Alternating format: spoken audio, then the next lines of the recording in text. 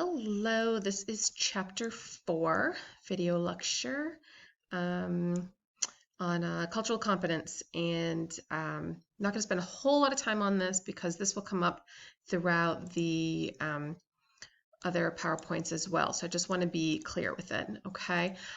Many of you will have to do cultural competency trainings throughout your employment or throughout your licensing journey. It is really important for a number of different reasons.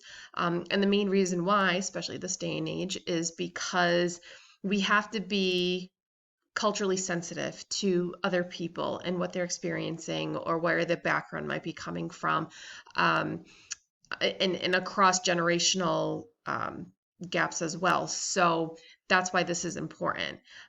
So I'm just kind of highlighting the first slide. Really take a look at your own perceptions and your own attitudes that's influenced by your own culture. So for example, I am full-blooded Portuguese, first generation American. My husband is as well. His are, both of our parents from the same island. We're probably related, good God.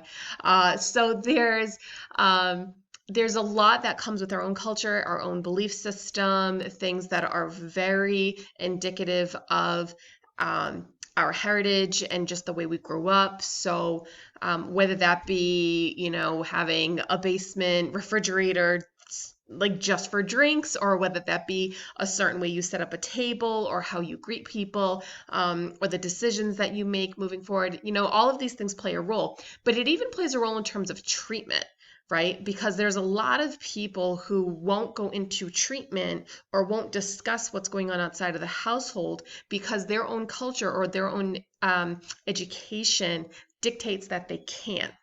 So those are all things that we'll take a look at.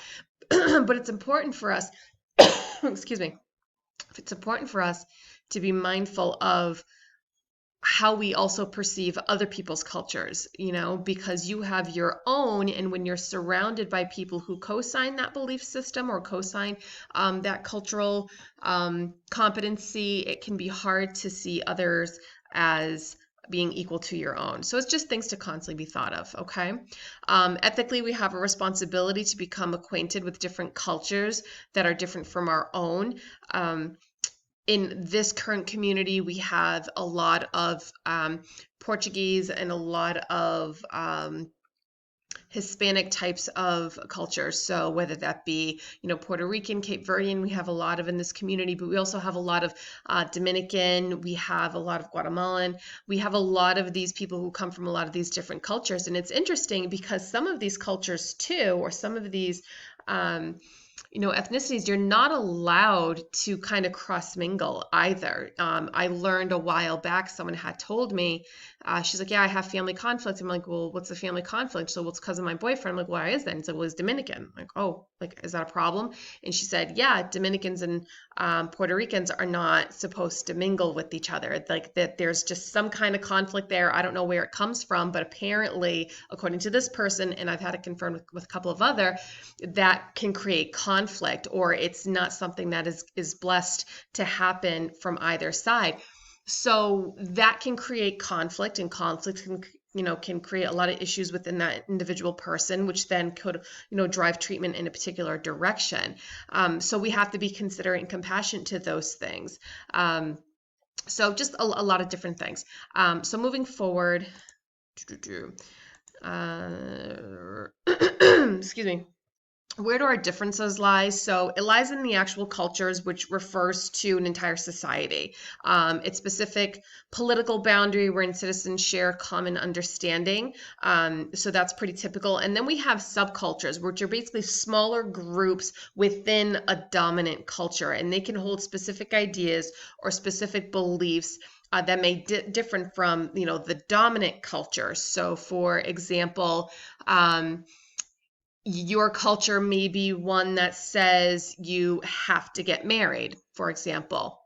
And let's say you have to get married in a church. So your idea might be, well, I agree that you have to get married, but I don't agree that you have to get married in a church, right? So different things can exist, right? And if you have friends or your own subculture and other people in it that are supporting that belief, then that's kind of how it continues to kind of stew. And then there's race and ethnic groups, which are pretty self-explanatory. So societies have different races than ethnic groups within them. It refers to the biologically similar with ethnic groups, refers to a group of people who share common cultural heritage. So there's that. Okay, so moving forward, the me versus them attitude, you're going to see this a lot, especially in addiction treatment. If you're in recovery long enough, you hear someone say to you, you need to identify and not compare. So in the world of addiction, when you're stigmatized, you're seen as being someone else, right? You're seen as being that person. And even the person with the addiction will say this sometimes. I'm not like those people. I'm not like them. My addiction or my problem isn't that bad, or it's controllable, or whatever it may be. So there in turn, we're already training ourselves to have a me versus them attitude. So we take that same idea and we have to realize that that kind of stuff also bleeds out into our culture, or it's possible that our culture trains us initially and then it bleeds out into how we decide to handle the problems that we experience in our lives. So we learn who's in the group, right? And who's out of the group in terms of a societal expectation. We have to identify what groups are seen as being acceptable versus the ones that are not. We have to also be able to identify which groups are often seen as being more favorable, while there are others who might be a little bit more suspicious. The reason why we do this, or why it's important, is because you're creating a greater understanding for the client, right? And you're able to understand where their mindset is, regardless if it's rational or not, regardless if it makes sense. To the client, it is real. It is happening and it is existing in their mind, and a lot of times even in their soul. So we have to be mindful of that and learn how to understand it. Okay. When it comes to strangers, when we meet people who do not think, act, or believe, we often find them to be strange. So and we see that in the world too, where you meet someone new and like, oh, you're on Facebook? And they're like, no, I'm not on social media. And we go, what? How are you not on social media? Like, how does that even happen? Like, what do you do all day? What do you read? Right? So we find like even certain behaviors like that tend to exist. We also have to be mindful of the way that some people's thinking and acting might be unfamiliar to us, and to be open to it. Okay. It's always the dominant culture that defines who is actually strange. It's the dominant culture that will say what is good and what is not. And it's interesting because if you haven't heard the buzz of this book called Untamed by Glennon Doyle, it is absolutely amazing. It's really, really good. And in the book, Glennon Doyle actually talks about her daughter having been really, really sensitive. And she gives this example about polar bears, and they were going extinct, and the daughter just for like months on end just could not get over talking daily and needing some kind of intervention to help the polar bears because they're dying. And eventually Glennon Doyle has this revelation that says, my daughter isn't the problem because she's sensitive and because she's aware. We are the problem because we are not aware of her sensitivities, and her sensitivities are actually trying to highlight a problem, because her daughter had said to her, Mom, if we don't take care of the polar bears, then eventually who's going to take care of us, right? Like that's kind of like her concept, And I know that's kind of like a weird example. That's all I got right now. But I think we do that a lot. We take societal, in terms of we take one person, or we take the dominant understanding of something, and for those that don't conform or comply, we say that that's not okay. For those that do not agree, that they're strange, they're even more strange, right? So one of the main things we do in treatment and in recovery is we humanize the person, and we do that just in treatment across the board. And think about that. The first time someone validated something that you were going through, or the first time someone said something that made you go, what? Oh my God, I'm not wrong. I'm actually kind of awesome. Or that it's kind of cool that I can do these things, or it's neat that I'm interested in these things, right? You might have people your whole life telling you that there's something wrong with you, and then that one person that says, no, actually, that's pretty neat. And you're just kind of like, holy crap, right? You get this like a little, like, oh my God. this feels really good right now, you know? And because of that, you get a lot of anxiety and uncertainty, which brings us on to the next slide for number 7. You know, it's common to feel anxious and uncertainty, especially when you're interacting with people from different, not just different cultures, it's going to come from different generations. You know, I've had people say to me, look, I like you, you're a good clinician, but I want someone older. I want someone who could, you know, meet my you know, where I'm at a little bit more.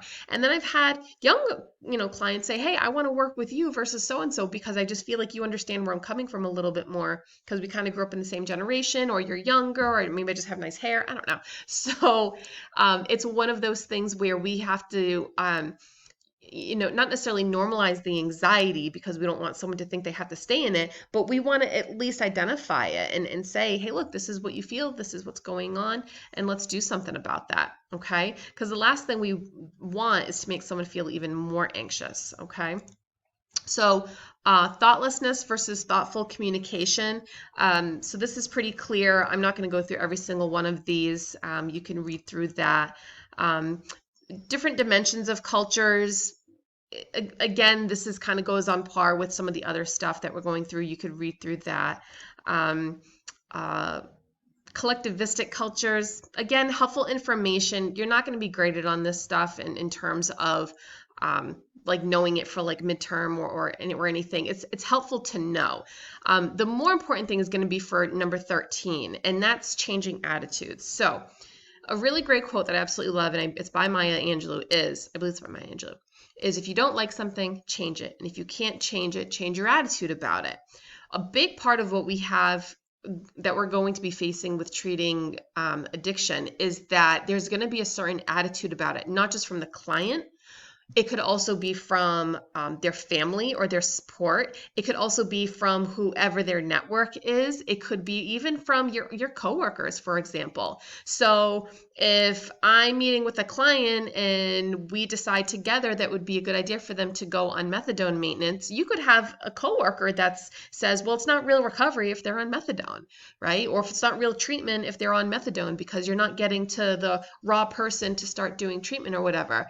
You know, and sometimes you can experience really poor attitudes with that. And you can definitely see that in meetings and with family. So a big part of this is helping the client learn how to be aware of the different attitudes that not only they're going to have, but how other people will have. To be mindful that we can't change other people. The only thing we can do is learn how to be mindful of ourselves and hope that other people's change comes alongside it. And you know, the thing too is that we have to learn how to be cooperative and not competitive. And that's not just for the client, it's also for us, right? Instead of doing the versus kind of a thing, or instead of doing like the yeah, buts, just understand, where's this person coming from? You know, what are they struggling with? And you know, don't do the comparative thing either. Like, oh, people have it worse than you. You should be grateful. Don't do that, right? Because for that person, what they're going through in that moment is the worst thing that is happening to them, regardless of what other people have gone through, right? And we definitely don't want to measure other people's problems or addictions or issues based off of other people's. You know what I mean? It is singular to that one person. Okay. And then last one, workers who are culturally competent. So this is basically what we're striving for, right? Adapt to different situations, be flexible, have a commitment to high quality service, ask questions. That's one of the best things that you can do. I tend to ask the most amount of questions when people tell me a specific religion that they're a part of, especially if it's one that I've never heard of, or I'm not really familiar with like that particular domination, or maybe the content that they read. So I'll ask them, you know, like, what is your religion state? What do you follow? How can that help your recovery? You know, and just kind of move forward in that sense, because people are going to come to you with some pretty interesting, I was about to say bizarre, but that's judgy. Some of them can be, but and sometimes they agree with it too. But sometimes people are going to come to you with some real interesting dynamics of their life, and be open to that. You know, what greater piece of education can we get from the person experiencing it itself? So this is chapter 4.